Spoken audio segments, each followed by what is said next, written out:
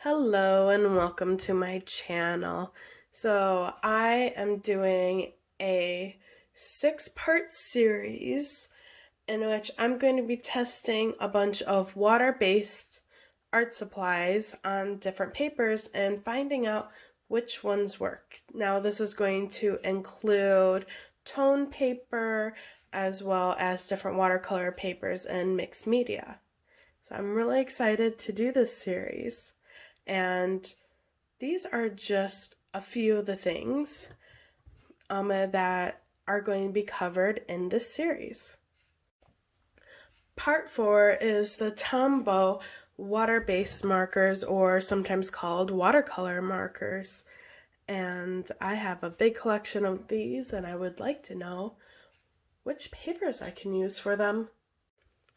The papers I'm going to be testing are the black mixed media Strathmore paper, the toned gray mixed media paper, also from Strathmore. The last Strathmore one is the toned blue mixed media paper. I have Canson mixed media paper in white. For watercolor paper, there is the Faber-Castell Studio Watercolor Hot Press paper. Then for cold press, I'm going to be using the Winsor & Newton cold press paper. So how I have this set up is I'm going to try very similar things on the 3-tone papers and see how they work. Just see what the opacity is, how bright the colors are, and then on the different white papers, I'm going to be trying the blending of 2 of them together and how they interact with each other and when the paper is wet. So I'm going to tape these down to a clipboard and let's get started on the testing. So unlike all of the previous ones we've done so far, there is no white that I have for my Tombow water-based, but I grabbed one of the grays and I'm just going to test it. I know this is not going to be much, but you know what? If you want something slightly darker than the paper, there you go. Anyway, so I'm not extremely hopeful for on the black, but I'm going to test it and see how it goes with some of the lighter colors.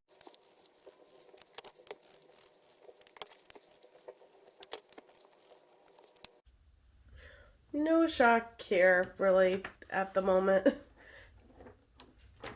I'm actually a little bit impressed that they started to show up really well on the toned gray. I had been considering getting a mixed media sketchbook in toned gray, and I was sort of leaning away from it, but that's not too bad. These are not bad. I did put some on here. I really did. Okay, now trying the darker colors, which I think are going to be very similar results.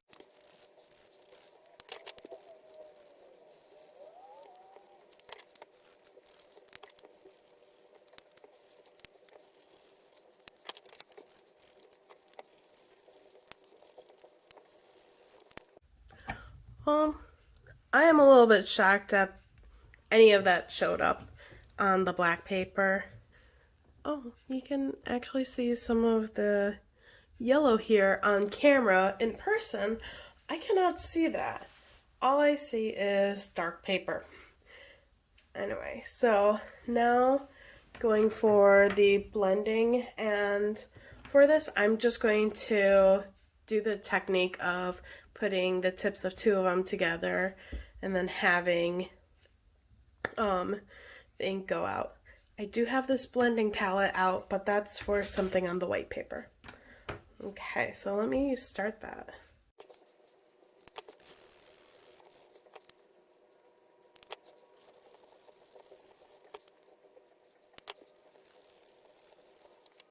Doesn't it look beautiful?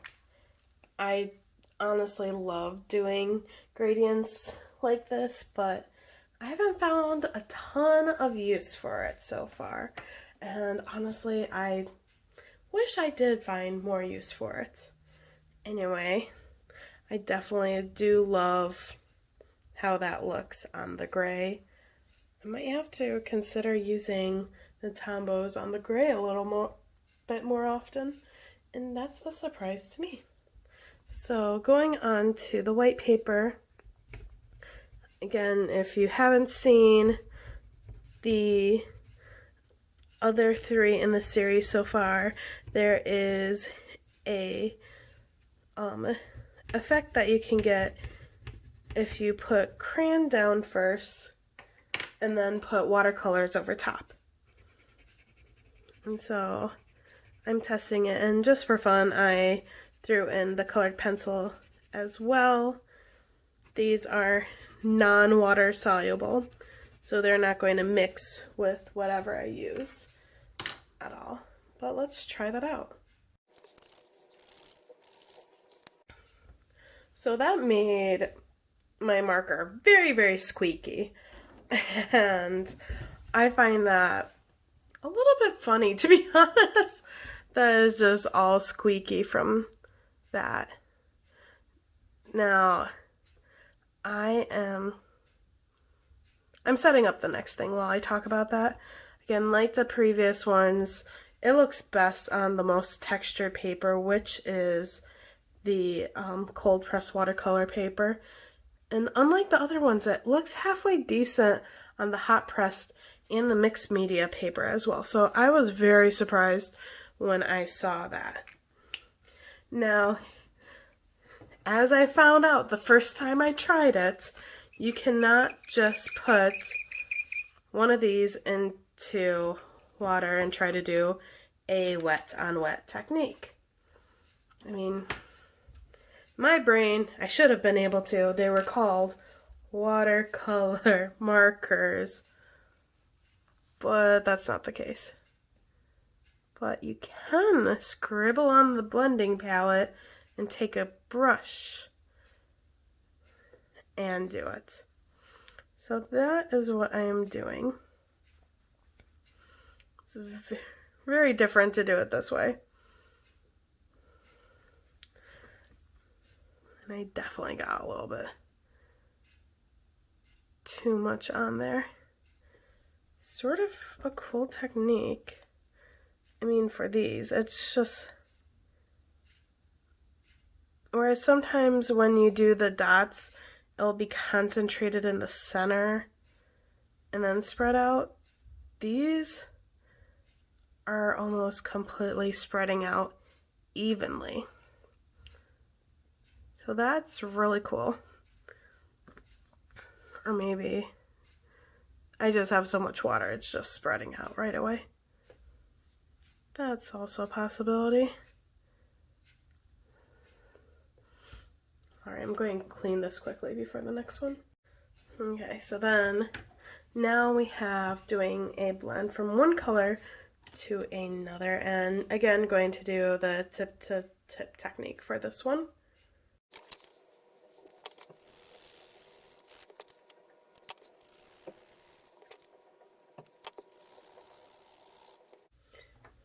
So for the most part, all of them blended very similarly. I accidentally did too much of an angle. The best results is if you can keep it mostly on the tip, and I went a little bit too much of the brush. So there ended up being a little bit of pigment from back here of the yellow. So from back here of the yellow instead of on the tip where the blue is. So that was a little bit user issue, but in all, pretty good. I actually like how the texture comes through on the cold pressed. It might seem like I have a preference to the cold press, but when you think about the fact that I learned watercolor stuff on cold press and only recently learned about hot press paper. Yeah, there is a little bit of a bias, but it's one of those, you sometimes prefer what you learned on. Anyway, so I'm trying to do the black and stretching it out and see how it stretches out on the paper. This is a little bit different than all the other ones, just for the fact that I'm using a colorless blender to stretch it out.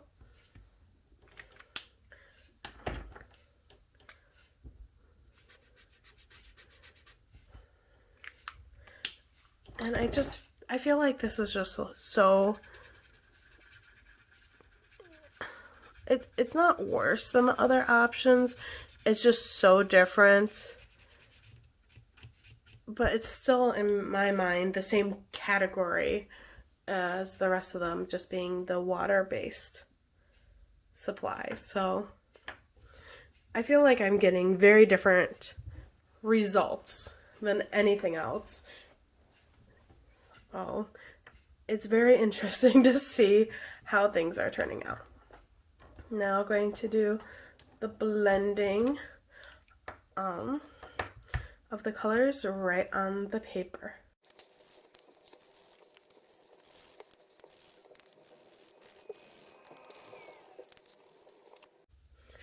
So with that one, it's not the prettiest of colors, but I was more interested in the final result. And the final result of this is that the mixed media on the second layer started to rip up. The hot press, it was more the third layer, and it's not too bad. The cold press, it was again around the third layer, and it wasn't the worst. So if you're wanting to layer, definitely go for the watercolor papers. They're sturdier, but I think you gotta be gentle because it still ends up bringing it up. Overall, the tone papers, the blue is cool. I definitely want to experiment more with the gray. As for the mixed media versus the watercolor papers, I personally would suggest going more towards the watercolor papers, just because if you do anything that is going to require more than one layer, it's going to handle it a little bit better. There's a lot of texture that you can see through with the cold press. So if you don't like the texture, I would definitely do the hot pressed. Doing mixed media, if you're using it with other things that you can't use watercolor paper, it will work in a pinch, but you just have to be careful about your layers. So in the comments, tell me which paper you'd like to see me do an illustration on with the Tombow water-based markers, and then keep an eye out for it, and that video will come out in a couple weeks. Thanks for watching, and keep an eye out for the next part. Bye!